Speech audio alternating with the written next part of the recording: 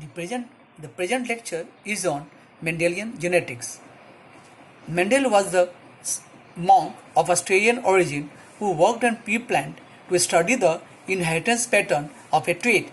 Trait means character, and his work was published in 1865. So Mendel was interested to know the character, the phenotype which are present on our body, on ourselves, how it passes to our offspring. So he worked on pea and find out the phenomena called forward genetics, because Mendel studies the trait first and then it is suggested if some factor is present in the pea plant which govern this trait, and these factors are of individual origin. They are present in individuality and they express to form this trait. Now, what is reverse genetics? At present, the reverse genetics is come into existence, which says that then we know the Mendel could not able to know whether the factors was gene or the gene, and the gene was made of DNA. But after the discovery of the gene, the chromosome, nucleic acid, so there now the DNA sequence is also been established. So based on the gene sequence and protein sequence, we can come to the conclusion what this gene sequence or protein sequence helps to produce the trait. Which are the traits which are produced from this gene sequence? This is called the reverse genetics. By reverse genetics, we can easily find out the function of unknown gene. Oh, that will be in our later another class. Now, the 7 character which was studied by Mendel were seed, coat shape, and seed color, the pod shape and pod color, the flower position and the petal pigment color, and the shoot length. So the seed coat shape was round was dominant, wrinkle was recessive, yellow was dominant, and green was recessive. Keep in mind that yellow is dominant in the case of seed, and in the case of pod, green is dominant. Never get confused. Again, the shape of the pod is inflated dominant and constricted recessive, green dominant and yellow recessive. The flower position, axial is dominant and terminal is recessive. Similarly, violet pigment of the petal is dominant and white is the recessive. And shoot length, that is the internet length, tall is the dominant, larger is the dominant, and shorter, the dwarf is the recessive one. Why Mendel studies pea plant, that is Pisum sativum? Because it have chromosome number total 14s and 2n equal to 14s, and because of the following reason, that is the flower are bisexual and self-pollinated. Even if you want to cross the pea plants, by self-pollination, if you want to do it very easily, because you can collect the pollen and put on the stigma of the plants and we can get the desired hybrid. So the flower can easily be handled.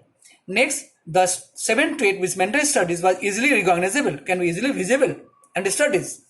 The plant's lifespan was shorter, very small, that can be completed in 1 year, and easy to maintain, and the F2 generation have a larger progeny size. So the segregation can also be studied nicely. Now, one question always comes in mind that how the 7 traits are represented by gene, because Mendel could not able to understand about the gene, and gene was not discovered during those time. So the Mendel called them the factors. But after the discovery of the chromosome, the gene, so this gene which govern these 7 characters are present on different chromosome number. So out of the 14 chromosome of the pea, the trait that is seed color is present on chromosome number 1 along with the flower color. So linkage group 1, there are 4 linkage group.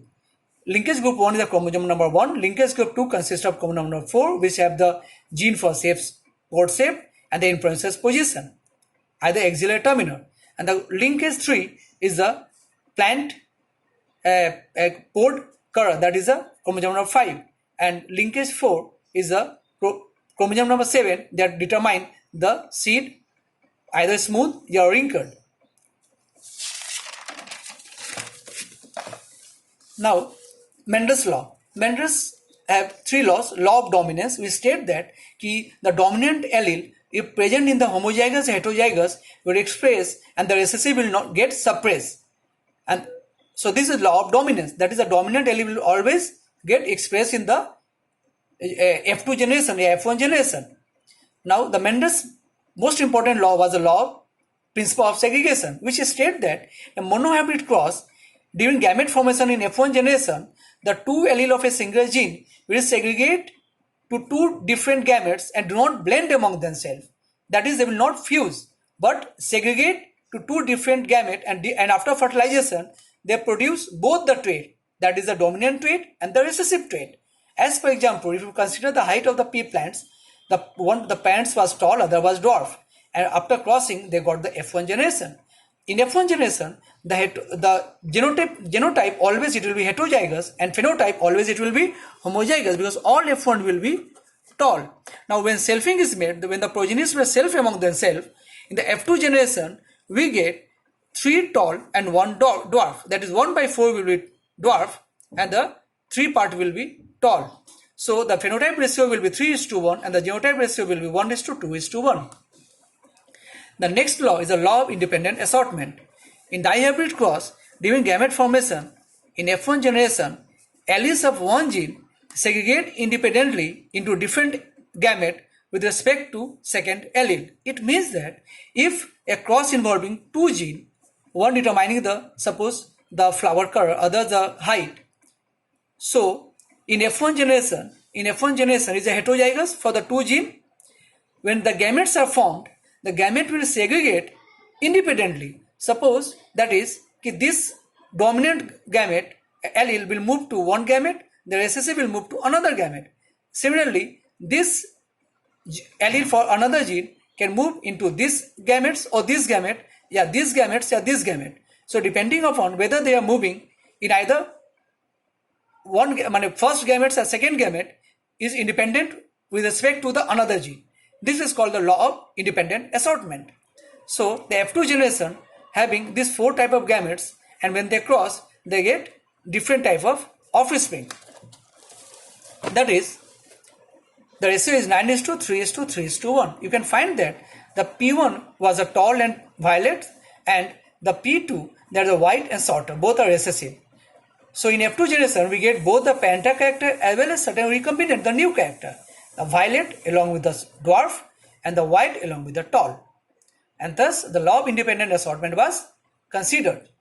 Now why Mendel was lucky? The Mendel was lucky because the gene which were responsible for the 7th character was not present in the linked form. The genes are not linked, because if linkage is there, there would have been no recombination.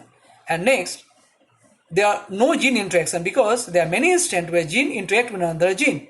So if there would have been interaction between the 7th gene, there would have been no the 7th trait which the Mendel have observed.